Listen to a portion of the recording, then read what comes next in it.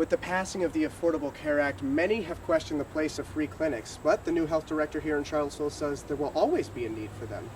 We're here in Scottsville right now for the National Night Out event being held by the Albemarle County Fire and Rescue. Now, the event tonight is all about teaching the community what they're doing on a regular basis. Behind me, you can see a controlled fire. Before, we just had a controlled fire without sprinklers. Here we have one with sprinklers. You can really see the difference. I'm John. I'm out here in Louisa County right now at the intersections of 33 and 22, one of the busiest here. And if you see right behind me, there's been a lane change to prevent further accidents with commercial vehicles, which was something that was occurring all too often. Ooh, go! It's the dog days of summer, and football training is in full swing. But one Orange County football coach decided to add a twist. Coach Ron Rose has run the Orange County youth football program for the last 5 years.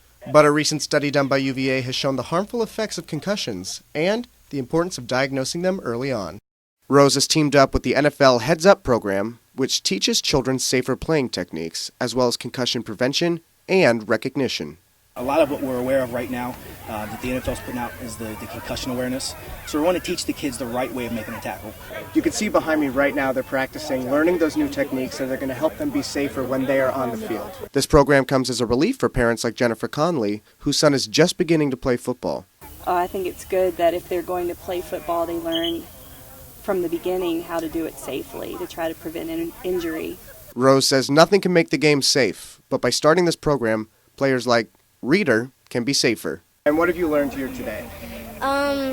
The basic skills and to keep ourselves safe. John Hyland, CBS 19 News. I think that's where a lot of the misconception comes from with people, is people are like, oh, sorority women can't go out for one night, big deal, like, stop whining about it, which is like, I think completely missing the point. The point is not that we can't go out for one night, the point is that we should be able to make our own choices. That's Amy, or that's what we're calling her. She was afraid to be identified because she could be kicked out of her sorority for talking. Saturday is bid night at UVA for fraternities, typically a big party night. But sorority members at UVA like Amy have been told to stay home for their own safety in wake of the recent Rolling Stone article. But some students say making girls stay in on boys' bid night sends the wrong message, the equivalent of blaming women for sexual assault.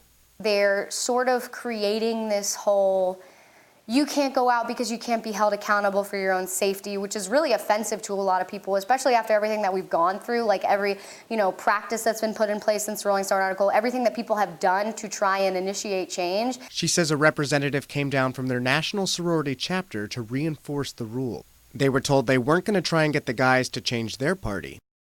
She said, well, to be honest, boys will be boys, and we don't think they're going to listen. So this is why the, rules are targeted towards women. And to me, that's saying, okay, women are easier to control, so why don't we tell them what to do rather than get the courage to say anything to men?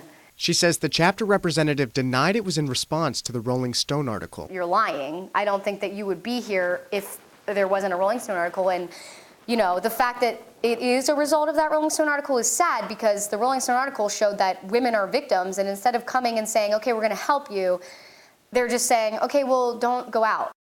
The student council decided to get involved on behalf of the students who felt their voices couldn't be heard for fear of repercussions. These Greek women voices, and particularly the nuances of sorority bureaucracy, are designed in such a way that they have a lot to lose, right? They can be expelled from an organization that means a lot to them. Now, Axler's told us that they're asking the national chapter representatives to come to grounds so that they could speak to students more about these issues. All student council is asking for is these national presidents to, at the very least, join us for a conference call.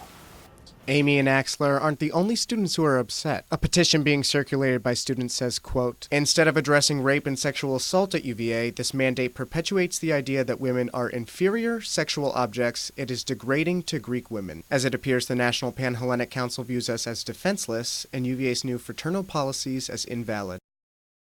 John Hyland, CBS 19 News.